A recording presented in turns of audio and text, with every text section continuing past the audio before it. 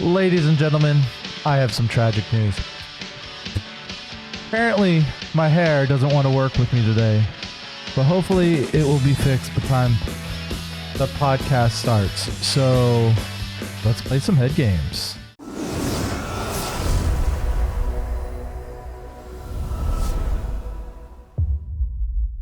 Greetings and salutations, everybody. My name is the Zombie Apocalypse, and me and Bugs are on first name basis, so he calls me Steve. Hello again, friends and opponents. I'm Jetterex, recently recovered from a dank winter illness and ready to go rabbit hunting. Hey, you leave my bunnies out of this. Anyway, thank you for joining us today on the Head Games Commander podcast, where we talk about the Magic the Gathering Commander format. Tim, what are we talking about today? Surprising absolutely no one. Today it's time for another Commander Spotlight. We'll do our traditional deep dive into one of our Commander decks, try to keep it current, something new. We'll describe the deck strategy, what we love about the Commander, highlight some of our favorite cards in the deck. Today's deck was built by our friend Zombie. It is a commander from the Marvel Secret Lair that dropped a few months ago. So, Zombie, why don't you tell us who your commander is, what your rule 0 is? So the commander I chose was Black Panther Wakanda King because I feel like he will not get enough love in the world of Commander. Everyone loves Captain America. Storm's just busted. And who doesn't love Wolverine? So like that leaves me with Iron Man, who is, in my humble opinion, could be CDH. And then you have Cyclops is the answer to your question. Cyclops does not love Wolverine. Well, he's not a Magic the Gathering card, so he can't say depending nothing. on the canon. So he can't say nothing until he's an MTG, which will be next week. Well, you don't. We're spoiling the card here, guys. No, I'm just kidding, guys. I'm not cool enough for that. But anyway, we got Black Panther Wakanda King. He is a green and a white. He's a legendary creature, human noble, hero. He has first strike. He's a 2/2. He says, survey the realm. Whenever Black Panther or another creature you control enters the battlefield, I guess it's just enters now because I'm old. You put a +1/+1 counter on target land you control. And then I can mine Vibranium, which is pay 3, move all +1/+1 counters from target land you control onto target creature. If one or more +1/+1 counters are moved this way, you gain that much life and draw a card. Yo, I didn't even know that second half of the ability existed. Like, I was just excited to pay 3 and move counters, and I stopped reading after that. Yeah, not realizing that there's also life gain and card draw at the back end of this card. There's too many words. There's just too many words on Magic Gathering cards, and I am bad at Magic, okay? Are you saying that you misplayed it a bunch of times? Oh, every single time. You missed a bunch of card draws? No card draw, no life gain, nothing. Okay, we'll have to work on that. Good thing I didn't buy this in paper yet. Yes, it is. Anywho, the rule 0 is simple. If you couldn't tell by all the bunny jokes or, my background, this is a Hare apparent deck. So yeah. We just wanted to see how my hair can apparently fix itself between cuts. And I wanted to see how well they worked in Magic the Gathering. Turns out it's pretty busted. The more you know. So I do mention that it is a Hare apparent deck, so there's no surprises anywhere. And I just tell people it makes tokens and +1/+1 counters. Like, what more can you want?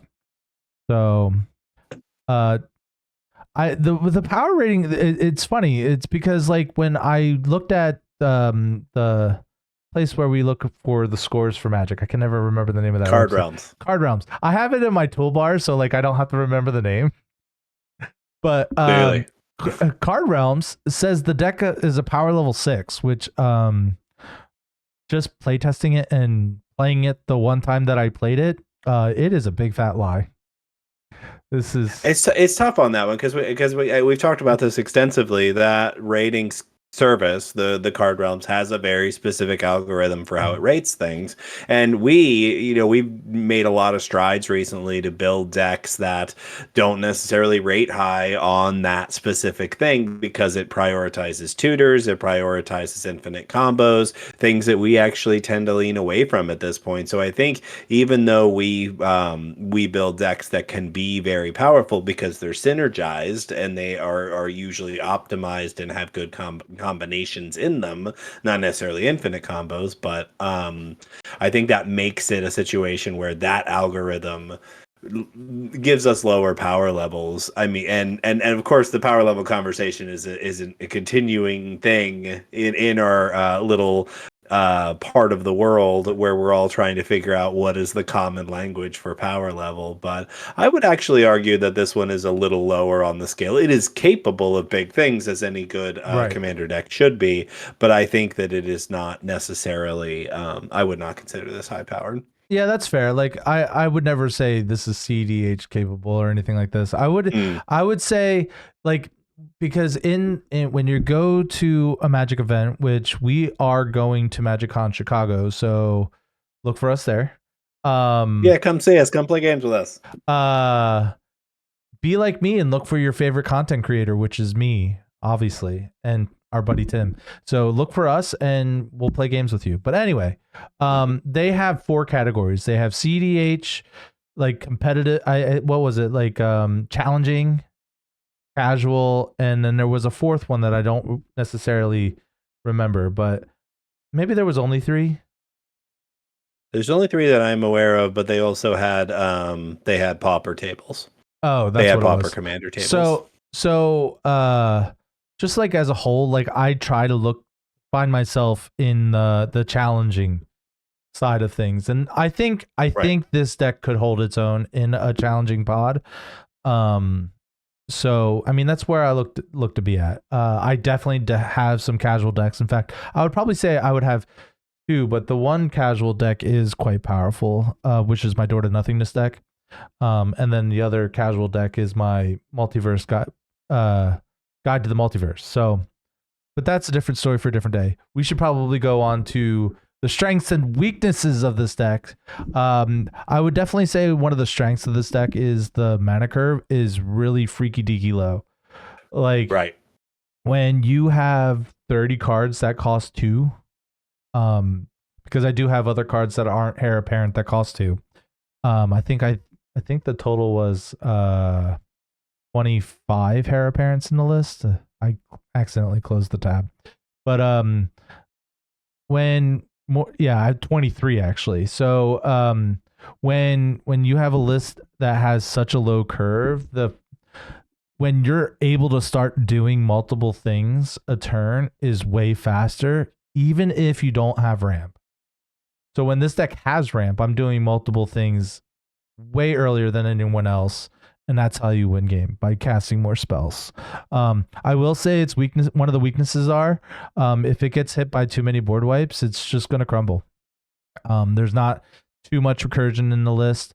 The cool thing is like those +1/+1 counters will stay on my lands that I could eventually turn into creatures, or I do have a decent amount of man lands to kind of like just, I'm going to turn this land into a 3/4 flying whatever, or a 1/1 flying infect or something. Who knows? Anything is possible in the world of Magic the Gathering. Yeah, I think it's really wise strategically to kind of spread it out, to have some counters still on lands, and because I think the inclination might not be to, and I've seen you play the deck for one time. Yeah. Right, and I think you were spreading it around fairly well. At first, and I think wasn't. that's And valuable. at first, I wasn't. Like at first, I now I also had one of the cards we're going to talk about later on the board. So like I wanted to make that as big as possible, as fast as possible. But once I made that big, I started to spread things out. And I found that was more feasible because like I was able to I would have been able to draw more cards. But I wasn't doing that, so don't judge. But it gives you more control of how big your creatures are going to be, right? Because after a certain size, they don't need to be any bigger.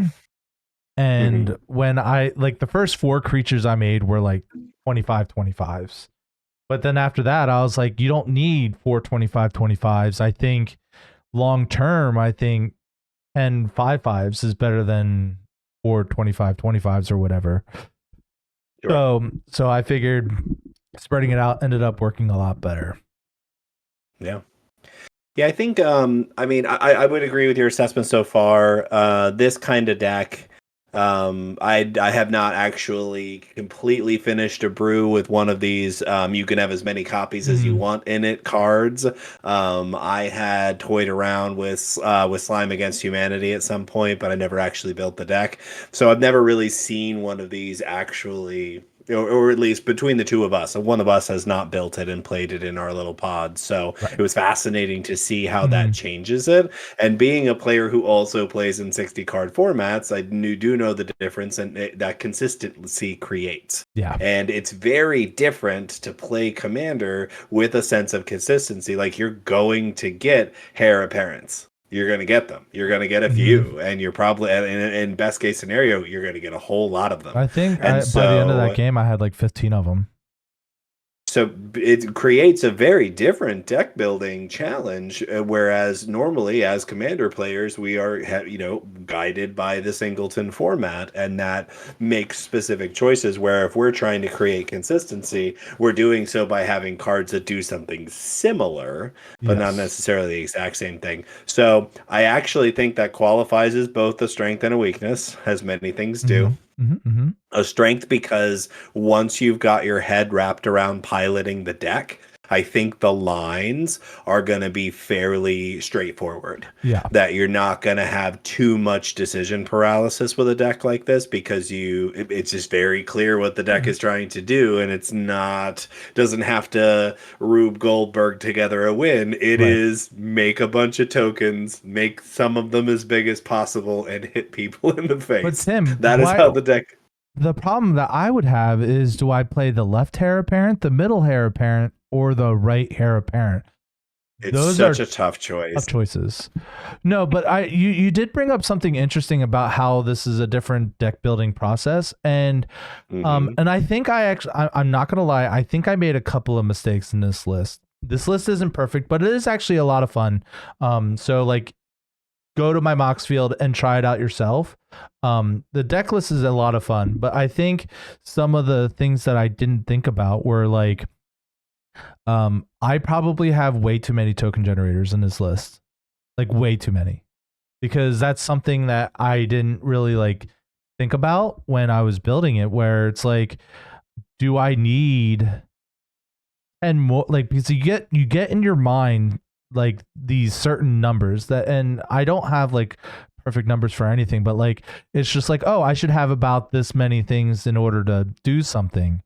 And when I have 22 of or 23 of token generators, do I really need more? That literally says 1 in every 4 cards generates a card, like a token.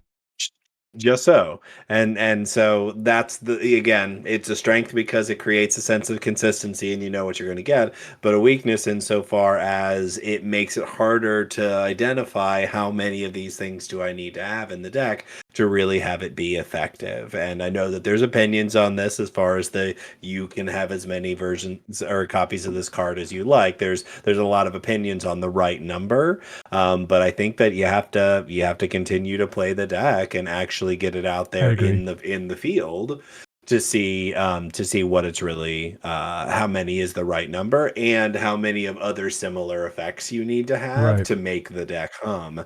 So it'll be interesting to see how it evolves over time. I think you're right that you kind of like threw together something that you knew was going to be fun, and you're going to find the stuff around the edges that is like maybe redundant. Yep. And that maybe you can put things that are just going to get you, or even just like better faster versions of the same thing. Like we were talking about like Farmer just Cotton. Like we were talking about. Yeah, we were talking about Farmer Cotton and the other one that has Convoke, and it's like literally the same thing, but slightly different. So, Especially considering that Farmer Cotton makes creature tokens and Food tokens, yeah. food tokens, but the food tokens, it's not that they don't do you any good. It's just that they don't really synergize with the rest of the deck Right. all that much. Right. Okay, so moving on into stats at this point. So I'm going to go through the stats here, and then we'll talk about a little bit about the cards that we like from each of the different categories. Very much a zombie apocalypse deck. 12 card draw spells lines up very well with what you traditionally do. 12 ramp, 4 single targeted removal, and 2 board wipes. So now we're going to go into each of the different categories, try to highlight a card from that category that we think is excellent for this deck. In the card draw section, what I picked was Skull Clamp. It's an oldie but a goodie. It's I would say that it's a pet card of mine, but it's a pet card of everybody's. Like, it's just such an enormously powerful card for such a long time now. Right. Everybody knows what it is, but here is where it sings. Like, for 1 mana, it's one mana equipment that equips for 1. It gives a creature +1/-1. If the creature dies, you draw 2 cards. Notably here, the tokens that Hare Apparent makes are 1/1s if there isn't any other shenanigans going on, which turns Skull Clamp into pay 1 mana, draw 2 cards a whole bunch of times. I don't know that there's a lot more to say about this other than it is incredibly good here. Yeah, when 23 of your cards say, or well, more than 23, like just looking within 3 seconds, I see 26 cards that say make 1/1 to 27. Make 21 1/1 counter creatures. That means literally over a quarter of my deck says pay 1, draw 2 cards. It's pretty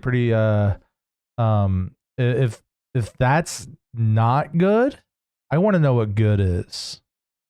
Yeah, like, really, games where you draw Skull Clamp are going to be good games in this deck. No matter what. And really, I know that you brewed this on a budget. You didn't put a lot of expensive cards in it, but this deck would benefit from cards like Urza Saga. Yeah, just as a land, just as a land that, for no other reason than now you have 2 copies of Skull Clamp in the deck. Do you also really know what that also makes a token if I really wanted to? So, like, it's just even more. So anyway, we're getting way off topic here. But yes, no, I agree. I when I'm building decks for specifically the podcast, I try to keep the price on the lower end of things. Sure. Like this list right now, if I were to go to TCG Player and buy every single card, it would cost about $340. Now, there was one card that we're going to talk about later that's just incredibly expensive, but everything else is like $2 or $3. And the only other reason why it's super expensive, Hare Apparent on TCG Player is $4. So having 24 $4 cards is going to just increase the price anyway. That's $200 right there. That's 2/3 of the deck.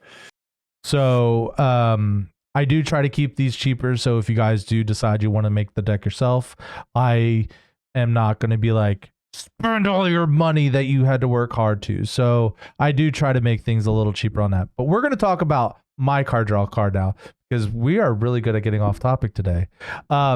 Is Tempt with Bunnies. It's a fun card. That says it's 3 mana for a sorcery. It says tempting offer. Draw a card and create a 1/1 rabbit. Then each opponent may draw a card and create a 1/1 rabbit. For each opponent who does, I draw a card and make a 1/1 rabbit. So let me put you through this. Everyone loves drawing cards, and no one really cares about a single 1/1, right?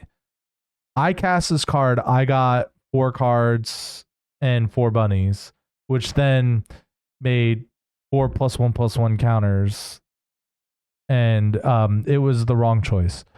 But it does not seem like it's a bad choice.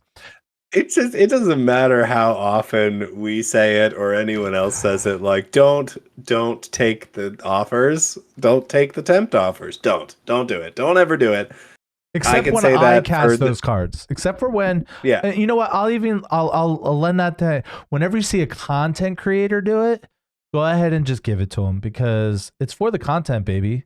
But other than that, never take All it. right, strategically, it's always bad. Don't ever do it. And I can say that. I could spend the rest of the podcast like emotionally trying to convince all of you to never take the offer, and you're still gonna do it. So So have that's our fun next podcast letting your episode. let it have fun letting all of your opponents make a whole bunch of bunnies and draw a bunch of cards. This card's hilarious, by the But way. that's I why think it's I a like great, it too. It's just a funny yeah, little card, right? Like, it's fun.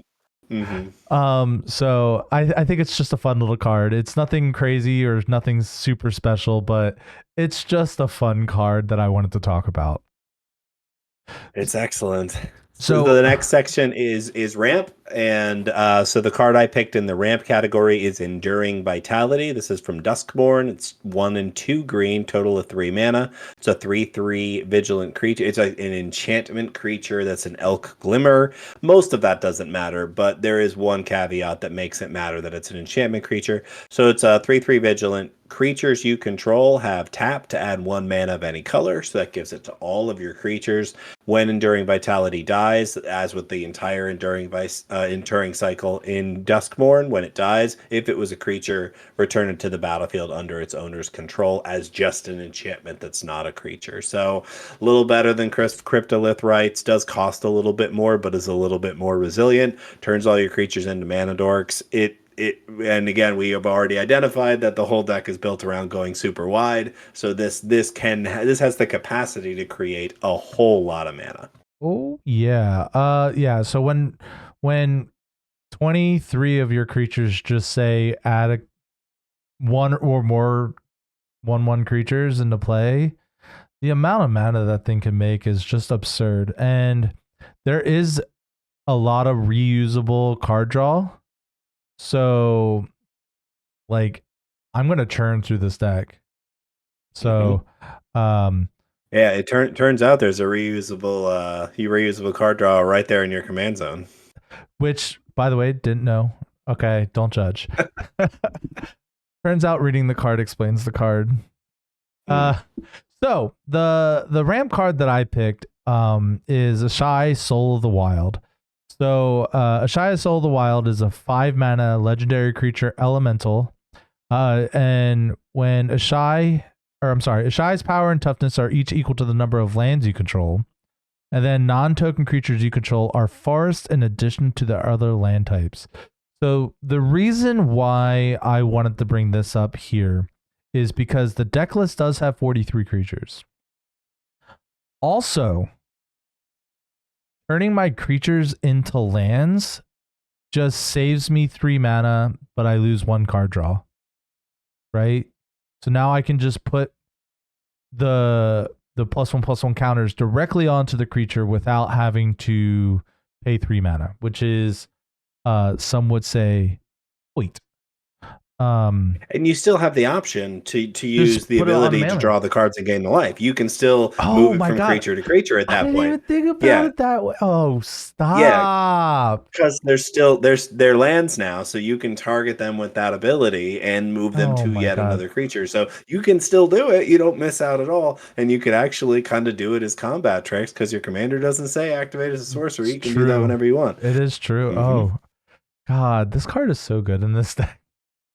It is. It is. Uh And really, like, there's a couple examples of this, and we talked about this before, that there are a lot of creatures that their text is going to say non-token creatures. And you might think to yourself, this is a Hare Parent deck. You're going to have a lot of creature tokens. This card's bad in here. But remember what Zombie just said. There's 43 creatures in this deck list. So that's a lot. yes, there's going to be a lot of tokens, but there's also going to be a lot of actual creature cards. And those are all going to benefit from these other cards in here like Ashaya. So it's not, this card is not bad in here. This card is good in here and I think that a deck builder might be kind of disincentivized from putting a card like in here because it's a token build. But Right. it's not like, if you look at a token build that only has like 10 creatures in it, I would agree, but that's not the case here. Yeah, with half of my deck being creatures, I mean it's slightly under, but still, to me that just reads this is a really good card, and you shouldn't Yep. sleep on it. Not at So all. So yeah, the next section is single targeted removal, which we collectively agreed just going to skip this section this here. The main section's reason is boring AF. it's boring. Mostly because like the single targeted removal that zombie put in the deck is all very standard for these two colors. There's nothing really for us to talk about that's going to be in any way surprising. So we're just going to keep it Well, moving and move right on. actually I will say there's a card that I didn't put in the list because it's a really annoying card to play against, but Aura Shards would be an amazing card in this section Ooh. because I'm making so many. Ugh. However, I try not to play that card because it shuts people It's out. it does. It's so funny how that works though, right? Like Right. yeah, and I'll try not to fall down the rabbit hole too far here. Ha, ha, There's another he said the I got thing. there. But I've had other deck building challenges similar to that where I ask myself, like, if I put this in here, it feels like it's going to be shutting certain strategies down. But like, if it works with your strategy, but I hear you. Aura Right. Shards has been around longer than Commander has, so like it was established as a feel bad card pretty early on, and people don't like to see it, but it is a very good card. So I get it. This deck could be tuned to be a lot meaner. As I Sure said, could. I tried to make it fun and make it cheap, and I think Aura Shards is a relatively expensive card. Like it's in the It is. It is. $10 or $15 area. So like I try to avoid cards like that. So let's go ahead and go into the board wipes. These Yep. cards are pretty self-explanatory why I picked the ones that I picked. Yep. But turns out Azuri's Predation is even better when you're putting +1/+1 counters on your lands on top of just eating everyone's creatures. Because this is just a really good token generator on top of just taking care of 80% of the board. It really is, and again, you get all the creature triggers from your commander, so it is adding to the synergy that you already have going. I'm a fan of this card in a big way. You also like I think in this build you are gonna get to big mana. There's a couple of different ways that are gonna Oh my get you god, there. yeah. You're either gonna end up with an enormous amount of extra lands, or all of your creatures are going to become mana production, or you're going to have one creature that's making a lot. So getting to that high mana value of Azuri's Predation is way more realistic in a build like this. So Right. I think it's really solid. Because And the only other one, I didn't really pick the board wipe, right? Because there's only two in the deck. Well, there's three. So I didn't count Elspeth Sun's Champion. That's the third Oh, That's no, the you didn't, third did that's you? the third one. We'll talk about all three. So let's go over Tim's card first and then we'll go over the last one because I think it is kind of important why I picked that card. So the other one on the list is Hour of Reckoning. It's 4 and 3 white. It's a sorcery with Convoke, which is again very important for this deck because you're going to have a lot of creatures, and it destroys all non-token creatures. So I see this as a board wipe, but more. I mean, not it does that, but I think in a lot of cases it might actually be a win condition. Oh, I where it's 100% gonna agree. it's going to be one-sided enough where you're going to have an army of gigantic tokens, and hopefully your opponents aren't going to have as many. So when you tap your regular creature cards to convoke this out, and you wipe all the creatures, all the blockers away, then your tokens get in for the win. So, I will say one thing: they will have their 1/1/1 bunny from the Tempt with Bunnies. So not if they didn't take it. Well, not then if they listen to Tim and don't take the offer. But the last board wipe we're going to talk about is Elspeth Sun's Champion. We all know her. We all love her. She is a 6 mana planeswalker.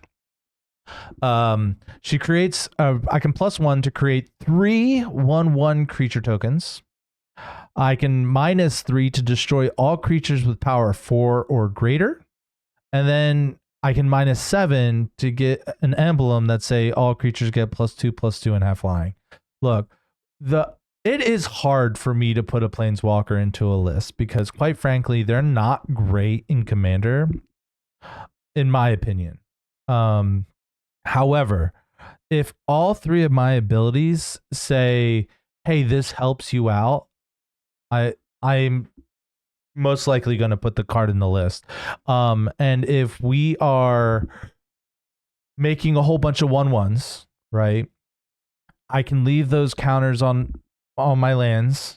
I can blow up all the big creatures, then move those counters to make them big later. So like with having the control of when my creatures get big makes Elspeth's second ability a lot better. And then if I somehow get to 7, it just says, "You win the game, Steve. Congratulations." So I don't think we really need to talk more about Elspeth here on that one.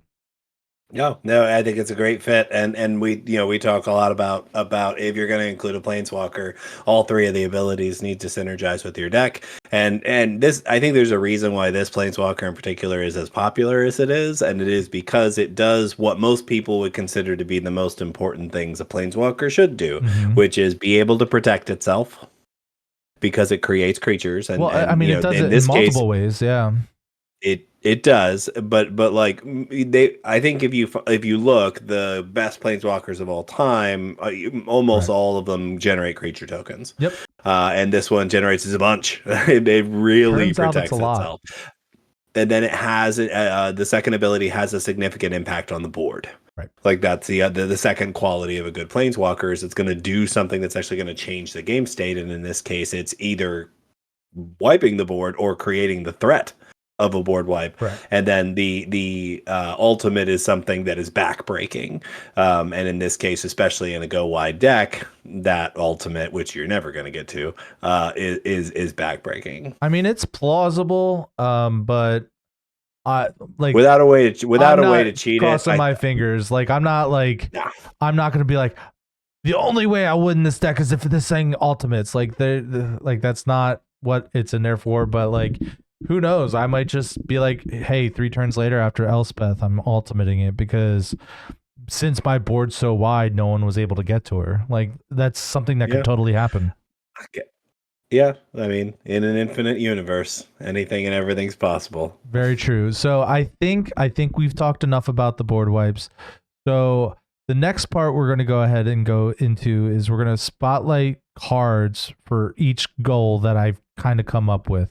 And goal is an interesting word because like a goal of a deck for me like usually would be something along the lines of I want to start doing this, then I go into this thing, and like it's like a game plan, where here it's more of like things that help my heir appearance in different ways. And I think I wanted to make that distinction very clear because the main goal of this deck is to play heir apparent, and it's to play it a lot.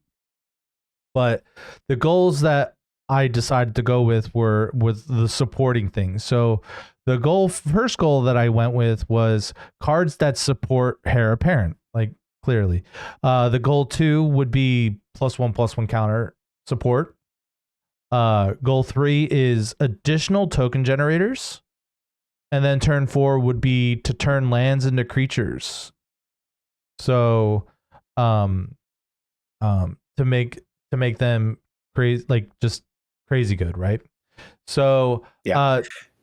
Tim, let's go ahead and go. What was the card you decided to pick to just make heir apparent sing?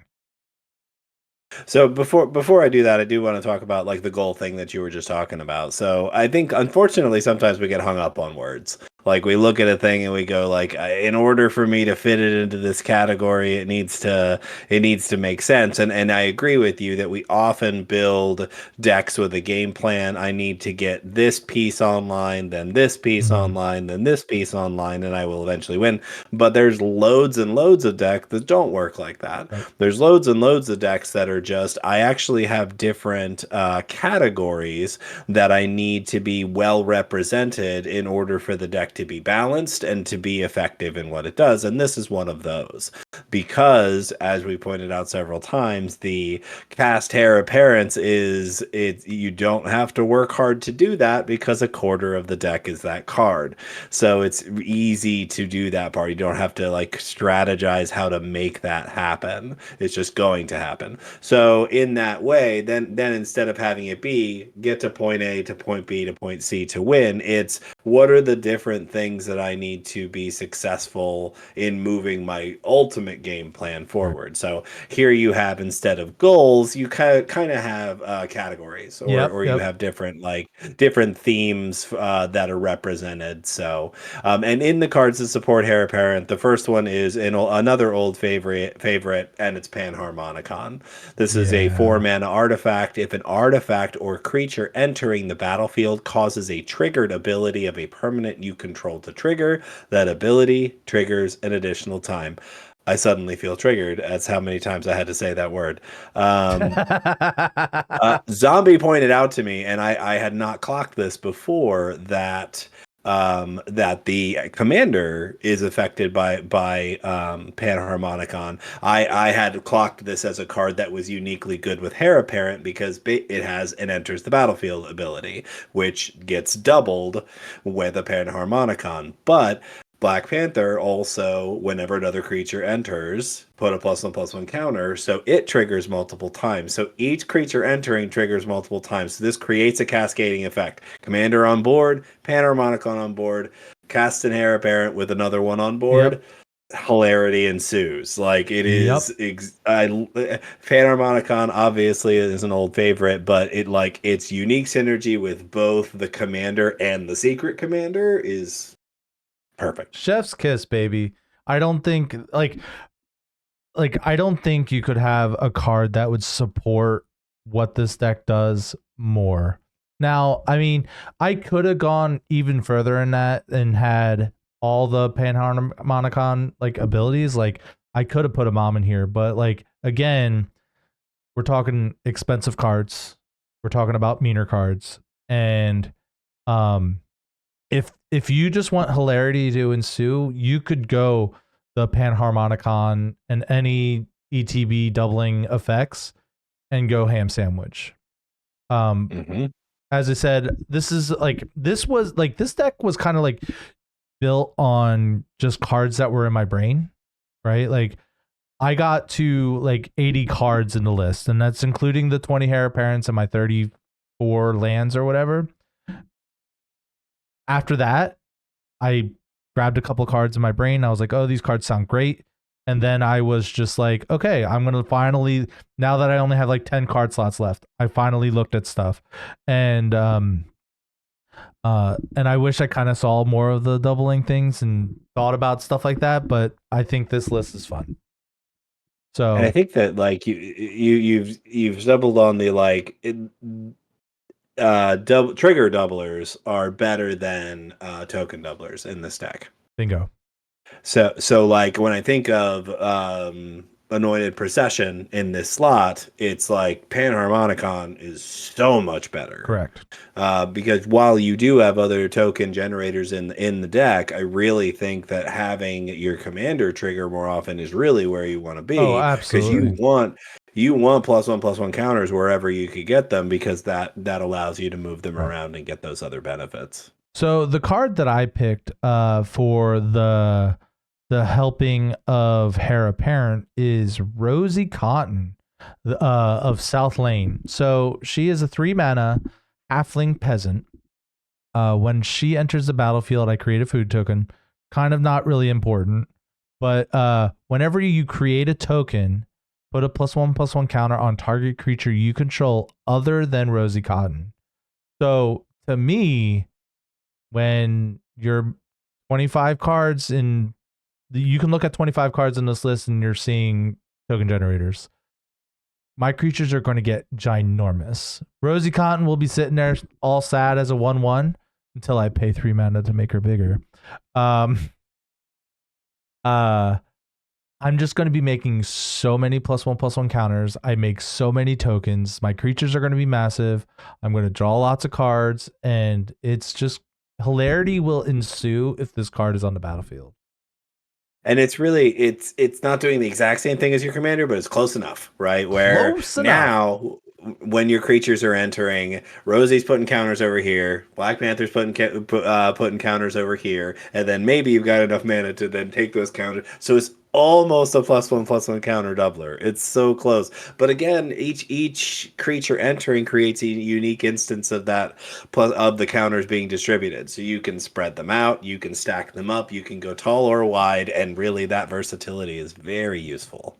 So just to make sure, if I am creating 2 tokens with Hare Parent, I only put 1/1/1 counter, right? Because I created 2 tokens at the same time. No, Rosie triggers whenever you create a token. So even if I'm creating 2 tokens with 1 trigger. That's correct. Each token is a unique instance of creation. That's amazing. Okay. It's even better than I thought it was. So she will trigger off of every single wabbit that gets made by Hare Parent. Every single one. There should, instead of Rosie Cotton's kids, it should just be pictures of bunny faces. It would be hilarious. It should be. What were you thinking, Wizards? Yeah. The next category is the +1/+1 counter support. Again, in this area, maybe some unsurprising cards, but just so wonderfully powerful here. They're definitely worth mentioning. This is a known quantity in the Commander world. It is Kami of Whispered Hopes. Mm-hmm. This is 2 and a green for a 1/1 spirit. One or more +1/+1 counters would be put on a permanent you control. Permanent. That many +1/+1 counters are put on that permanent instead. So it adds an additional +1/+1 counter to each instance of your commander's trigger, of Rosie's trigger, of any of the other +1/+1 counter cards in here. And then Kami of Whispered Hopes itself taps for X mana of any one color, where X is its power. So if this is one of those creatures where if you dump a whole lot of counters onto it, it creates an enormous amount of mana. And it doesn't take much for it to create like a very quick advantage where suddenly you're in double digits, high numbers, and getting an abusive amount of mana. So in the game that I played with this, I believe by turn 5, it was turn 6 I could tap this for 18 mana. On turn 5, I was able to move the counters. Well, the end of turn 4, or the end, the turn before, like it would, like I was able to do it at instant speed, but it was able to tap for 18 mana on the following turn. And so if that's turn 6, and assuming that you have 6 lands on the field, that means you're essentially at quadruple the amount of mana you should have at that moment. 24 instead of 6. And when all your cards cost 2, you're getting just so much value. I always find when I have that kind of thing, because I've had decks that have this card in it that get there a different way, but ultimately the end is the same. Where this creature is very huge and has a bunch of +1/+1 counters. And then the challenge is to figure out how to sequence things so that because you're going to get more triggers. You're going to play more things, get more creatures, put more +1/+1 counters. And you could get more mana out of that if you sequence it correctly, but it's like at some point you actually have to tap this and get the mana out of it. You have to say, okay, that's as high as I can get. I'm just going to start there, dump my hand, and go from there. But I always run into a little bit of decision paralysis when I'm doing that, where I'm like, oh, how can I sequence this to get even more mana out of it? So the only challenging part about Kami is Kami does...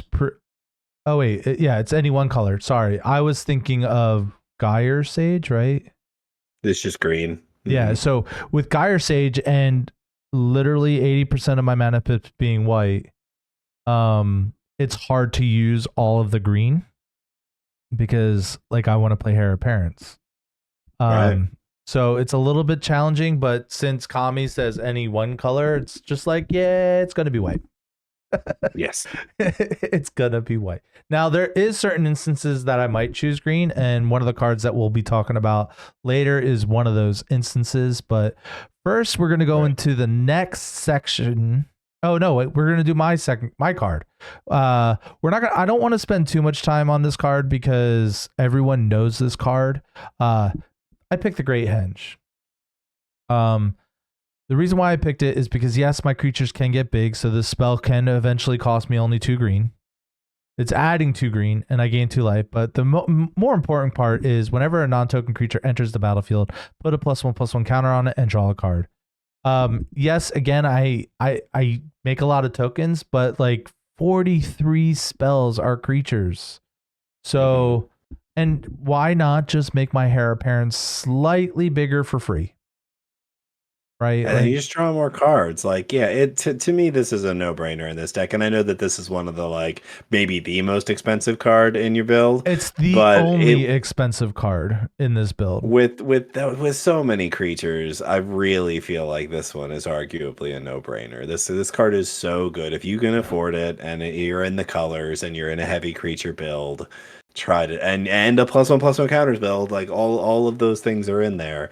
So yeah, this one to me is pretty obviously a good include. So there is a card that I want to make sure you guys do not put in a list like this. It just came into my head, and I just want to make sure don't put Guardian Project in this list because Guardian Project specifically says a creature with a different name. So, tokens do work with Guardian Project, but I'm making all of the same tokens. So they all have the same name, which is what token they are. And then I only draw once for Heir Apparent. Like, it's a trap. Don't do it. Now, insert Admiral Akbar here. It's a trap. So we are going to go to the next section, and we're going to talk about additional token generators. Again, this section, it probably doesn't need to be here, but the cards that I picked are really good, and they kind of just do everything you want to do anyway. Yeah, my pick for this section, it is a token generator, but I think that, because of the way it synergizes with the deck, generally speaking, it's not just a token generator. I would I would always argue that this is a perfect fit for this deck. So my choice was Felidar Retreat. It's a 4 mana enchantment, 3 and a white. It's got landfall, and you get to choose one of these 2 things when a land enters. You can either create a 2/2 white cat beast, so there's your token generation, or you can put a +1/+1 counter on each creature you control, and those creatures gain vigilance until end of turn. So it is technically a token generator, but I really wanted to talk about it because of that second piece. Yeah. Because having the extra landfalls, and it also synergizes with a really busted card in the deck where you can make a whole bunch of lands all at once and suddenly your creatures become huge and they have vigilance. So I think as far as the token the extra token generators, if those start to get cut, this one I think sticks around. Oh, the 2 cards we're talking about now will absolutely never get cut from this list. Like, you would have to hold a gun to my children's heads, and I would still probably say no. I love you kids, but these 2 cards just need to stay. Dark. It got dark real quick. What's your pick in this section? Okay, so the pick that I got was Oketra's Monument, and this card is so spicy. So Oketra Monument is a 3 mana legendary artifact. It says white creature spells you cast cost 1 less to cast. I wonder if that's good. Whenever you cast a creature spell, create a 1/1 white warrior creature token with vigilance. Okay, look. When Heir Apparent goes from 2 mana to just 1 white pip, you go on banana sandwich. There's and when you've got a couple of them on the field and you just start chaining them, and maybe you've got a skull clamp around, and like I'm drawing 36 cards and I'm playing 50 Heir Apparents because somehow I got them back, and there's only 23, so I'm only playing 23 in 1 turn, but it's possible. So, and just the fact that it, like, I would have ran this card if it just said white creature spells you cast cost 1 less to cast. Like, that's good enough.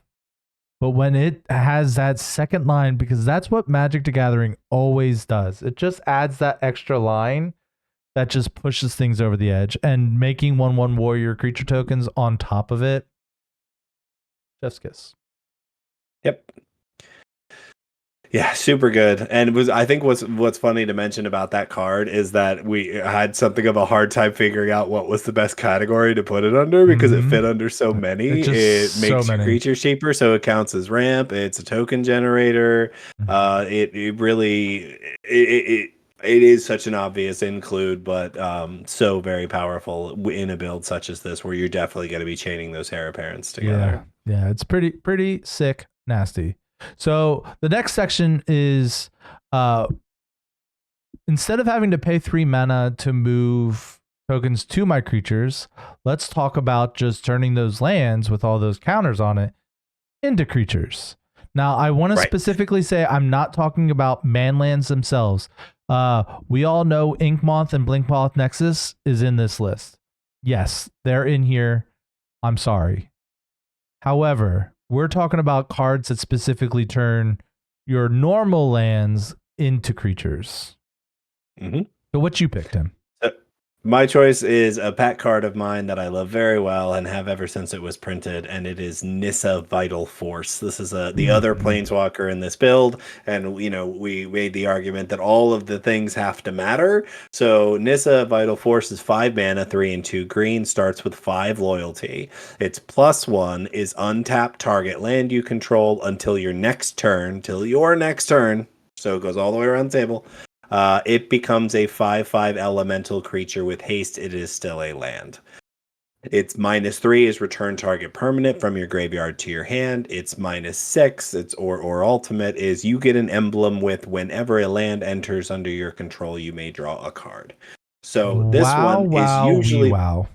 it's Just usually played for its ultimate. There's just no two ways about it. Like this planeswalker is incredibly easy to get to its ultimate. You only have to tick it up once, and if you can get it around the table, then you get the Horn of Greed just on your side of the table and we were talking emblem. about it Uh, protects itself too. It's making a big it ass protects creature. itself. It does. And so, but this is one of those unique decks where that +1 isn't just about protecting itself. It actually has the capacities to do some It just insane kills things. somebody. It just kills It could somebody. just out of anywhere, because if you if you activated Blink Moth or Ink Moth, it would get the secondary abilities, and then this could make it a 5/5 on top of it, and then it has however many +1/+1 counters on it. So one question I do have to ask is, does order matter? Right. So how does that work? It doesn't take those abilities away. Once the thing has the ability, Right. unless it says it loses it. It doesn't say it turns it into a creature and it loses all other No, abilities. my question Like was like, if could I activate it and then make it into a 5/5? Like, let's say I draw into it later. you that would have turn. to so let's say we're talking about Blink Moth Nexus. You would want to turn it into a 1/1 with flying. First, right? Then you activate Nissa to Okay. turn it into a 5/5. Because if you did it the other way around, you would turn it into a 5/5, and And then then the it would turn into activation a would turn it 1/1. into a 1/1. Okay. Right. I just So wanted to order double. I wanted to double check that and explain that to people Mhm. because I would screw that up somewhere. So I just wanted to make sure we're getting as clear information across to That's right. everybody. And for some of the other ones, like for any of the other any of the other man lands that you actually have, that's not going to necessarily get its ability inherently. Like you have Right. to activate that ability in order to get the Right. secondary ability. So Stirring Wildwood gets reach. Soulstone Sanctuary actually permanently becomes a land, but that's a different one. Treetop Village again, like that becomes a 3/3. That one you Mm. wouldn't have to activate the ability at all because it doesn't get a Right. secondary Right. ability. But for the ones that get flying, like Blink Moth and Ink Moth, both fantastic inclusions. You activate the flying first, then the +5/+5. You really could one shot somebody in a right circumstance. So, but Right. so yeah, this Nissa makes a land into a man every turn, and there you have it. Smash his face. Anyway, so the card that I bring up was a card that is super nostalgic for me, right? I like one of the first ever legendary creatures that I can remember that's not Page the Untouchable is this one. They're both from Yep. the Onslaught block, and it was Kamal Fist of Krosa, right? He is a 6 mana legendary creature, human druid. I can pay a green, target land becomes a 1/1 creature until end of turn. It's still a land. And then I can pay 5, 2, and 3 green. Creatures you control get +3/+3 and gain trample until end of turn. So he is an overrun on a stick, and he is the best board wipe prevention of all time. Oh, and this is what I mean by this. Oh, you're wiping the board? Well, say bye to all your lands because I'm turning all your lands into 1/1s. You did this to yourself. The fact that he targets anybody's lands is really, honestly, it feels like a mistake. It feels like they didn't take that into consideration at all. Right. It really should only target yours, and it feels like an incredible game design error, but it's in our favor, so we're good with it. You played a Massacre Worm? Oh my god. No, oh well, I guess Massacre Worm doesn't work, but anything that just says like destroy all creatures, deal damage to any creature, like you are losing all your lands. Maybe exile all creatures. I don't know. Hey, you did this to yourself. That's my story. This is one of those mean cards that are in the list, but it doesn't have to be mean. You can actively choose to not be mean with this, but you can let them know how mean you should have been. Yeah, that's a rough one right there. And the fact that it's just an overrun on a creature is just really, really good too. When you're really, such a like we talked before about the enormous amount of mana that this deck can generate. Yeah. Like if you've got that 20/20 Kami over there, you're gonna activate this 4 or 5 times, and make your creatures all +12 and trample with the number of bunnies you got out at that point. It's probably just lights out. GG's. So this is a win condition as well. Yeah. So this one definitely high on the list. So this podcast, we decided we did want to add a couple of cards that just didn't fit into any of the other categories, but that we just really, really love. We're just calling this the honorable mention, which usually means something that's at the bottom of the list, but that's not what we mean. This is a highly honorable mention, a card that we think is just fantastic in this deck, but we didn't know where to put it, or maybe it fit into too many places. So... Or we just wanted to talk about more cards. Like let's be real. We just want to talk about more cards. But this one actually, like, I moved it to this spot because I wanted to talk about it more, and the fact that I think it does fit into multiple categories, and I think it is just it's such a well balanced card, and it's a hot card right now. And I am talking about Caretaker's Talent. This is a 3-mana class enchantment from Bloomburrow. If you play any standard, you played against this card. It's very popular in standard. Yep. So the first level, which it comes built in, you don't have to pay. You pay the normal mana cost. This comes into play with this ability.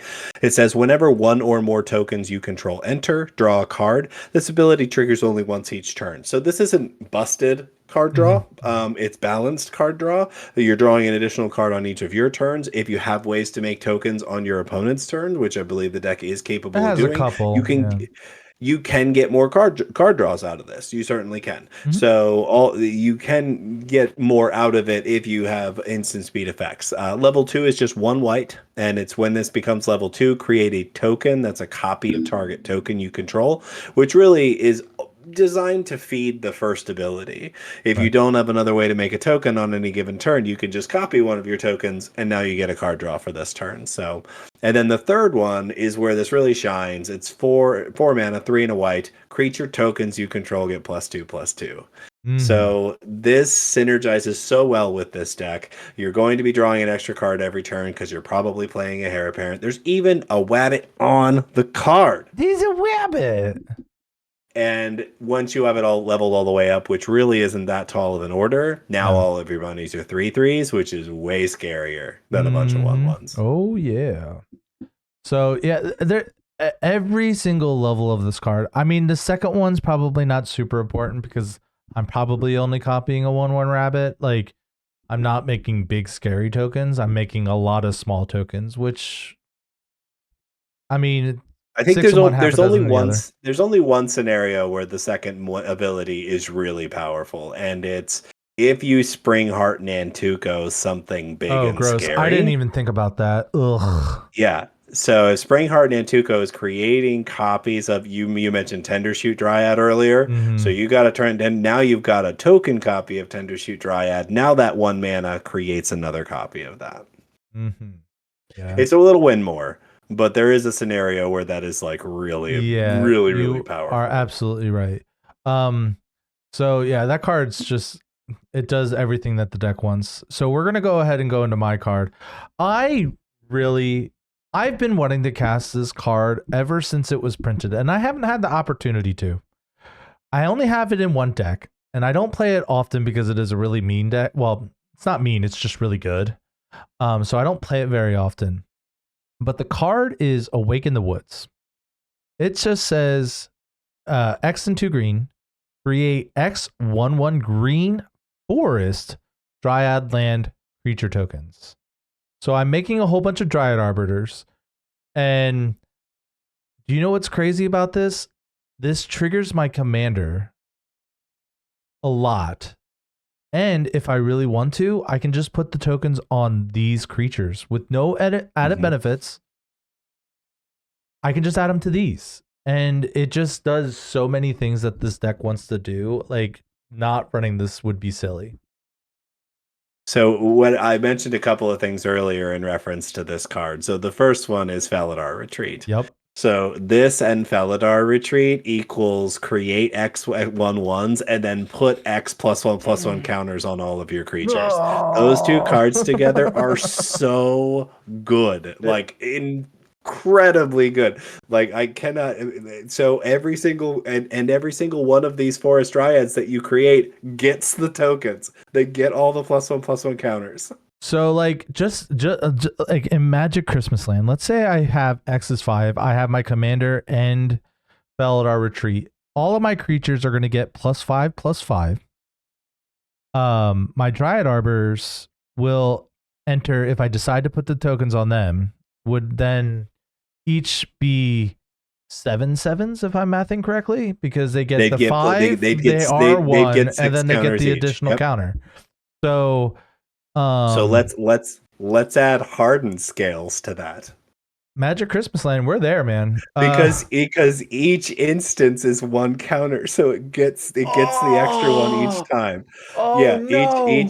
Oh each no. Felidar retreat trigger is 1 counter going on everything. So it would turn each instance into 2. So 5 and the extra one from your commander means you're Awaken the Woods tokens. So So for they would get 7 mana, for 7 you mana, create I would create 5 to 5. 13 creatures.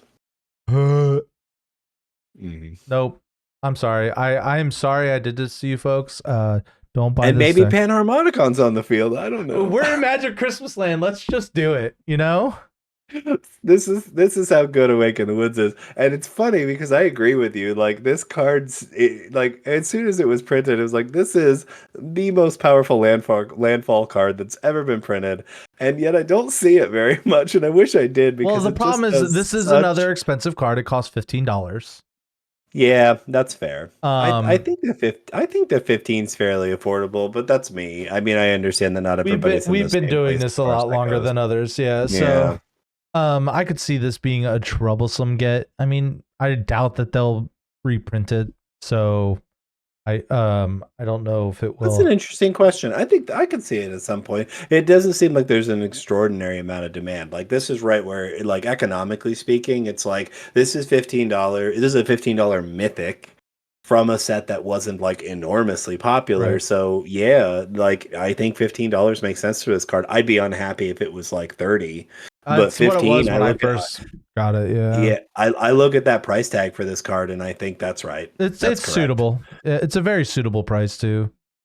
So yeah, Wake in the Woods is So fun. I fine. really want to cast it. I just want to cast it. Is that too much to ask? I can't wait to see it, especially in this deck. I can't Yeah, wait to see it. It's yeah. going to be so much fun. All right, so before we wrap up, we have our cards to consider, which is cards that aren't in the current deck list, but that we think might be might be fantastic additions. And really, as Zombie said, this is a baby. This deck, it's an infant. It hasn't had a Yeah. lot of time Yeah. to get fleshed out. So there's a lot of opportunity for improvement here. The first one that jumped out at me, and this is probably just because Duskmorn is still relatively new, and I think it's the best set of 2024, and I had like a lot of cards from it. So the card that I picked is a room from Duskmorn. The first half of the room is called Doll Maker's Shop. This is an enchantment for 1 and a white. Whenever one or more non-toy creatures you control attack a player, create a 1/1 white toy artifact creature token. So this is another token generator if you want it to be. Notably, if you attack multiple players, you do get multiple instances of this trigger. So you can actually get 3 additional things if you Jesus. just happen to make a couple of attacks. But much more relevant is the second half of the room, which remember, you can do either half when you cast a room. You could cast the second half first and then activate the first half later, or vice versa. Okay. The second half is Porcelain Gallery. It's 4 and 2 white. It reads, creatures you control have base power and toughness, each equal to the number of creatures you control. Just why? Like why? Like It's so good. I've seen like why? standard token decks get this out and have a board full of 10/10s. This deck is going to be bonkers with this card. I really like Oh I my think that gosh. one of the suggestions I have to improve the deck is it needs more finishers, I agree. and this is Yeah. this is at the top of my list of what could be considered a finisher, because even without any kind of evasion, this makes your creatures Well, so it just gigantic makes all my that creatures into 2020s. Like, probably, and they're yeah, all it would. 2020s. So it's not even like it's like I have one 2020 you have to deal with. You're That's dealing right. with 2020s. That's right. So yeah, like again, when I built this deck, it was mostly just cards that were in my brain, and then Right. 30 seconds of looking at cards. So, like I haven't really looked much at Duskborn. I know I'm a content creator and I haven't looked at a set, and it makes me feel bad. But it has been a very busy, horrible December slash end of November. So, it has been. It's just been a lot. But Okay, so folks in the comments, don't tell Zombie that Duskborn was 2 standard releases ago. shut your mouth. No way. Wait, what? Has it been that long? Foundations came out in November. Duskborn came out in Oh September. my god. In September. What's wrong with me? Look. All right. I'm just going to say it, and I'm going to say it right now. I am more excited about Universe Beyond sets than I am standard sets. I said it. That's Burn my him hot. alive. That bear me alive in the comments. Activate No, the that's such a, YouTube that, algorithm shit. But that's such a hot take. You're going to be burned alive for it, dude. I'm not going to go too deep into this, but the reason why is because I just enjoy what the Universe Beyond sets does to Magic. Like, let it, like, the main reason is A, it gets us more Magic players. That's never a bad thing. And B, it's fun to watch different IPs just shown in the Magic the Gathering light. Like, it's just, it brings joy to my heart. So, roast me in the comments. I don't care.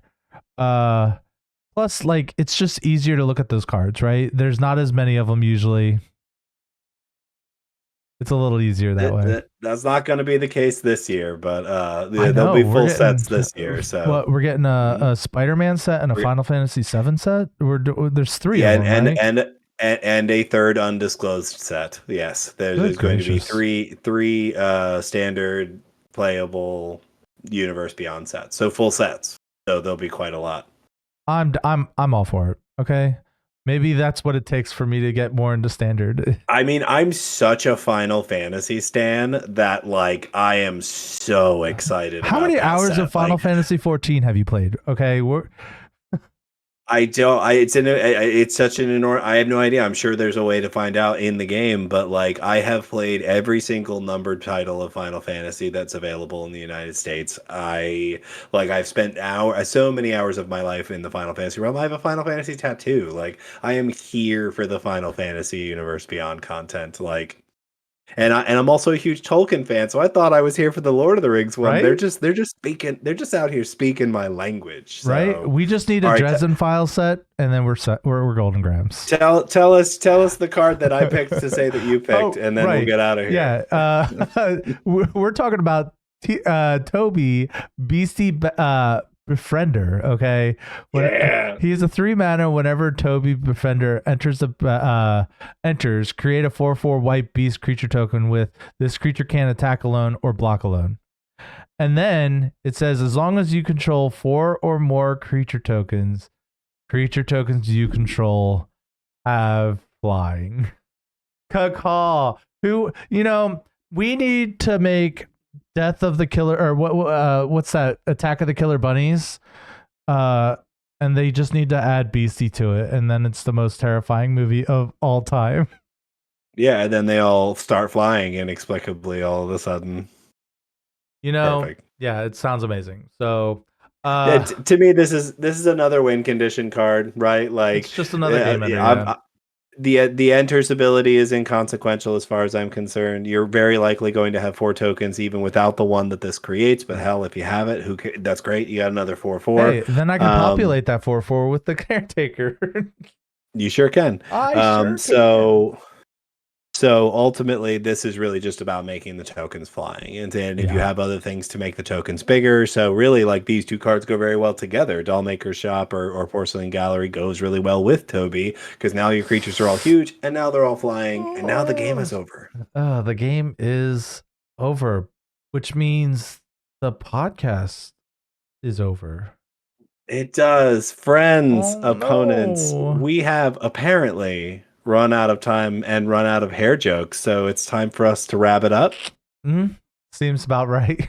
I didn't even see that part in the thing, and now thank you I'm losing it so kindly for spending time with us over here on the Head Games Commander podcast. Remember, you can support this show and all of our other content by watching this and other videos on our YouTube page, checking out our streams on Twitch and YouTube. You can find some links in the description. But before we scoop things up, we want to hear from you, our loyal think tank. What commanders are you looking forward to use Hare parent decks? Honestly, like, I'm jumping off the rails again. Rosie Cotton would just be a good commander for it. Like, if you just wanted to go mono white, Rosie Cotton's your choice. I'm already answering your questions. Anyway, back to where were we? So tell me what commanders you would use for your Hare parent decks. Let us know in the comments below. And as always, thank you so much for playing along, and have a wonderful day. Bye.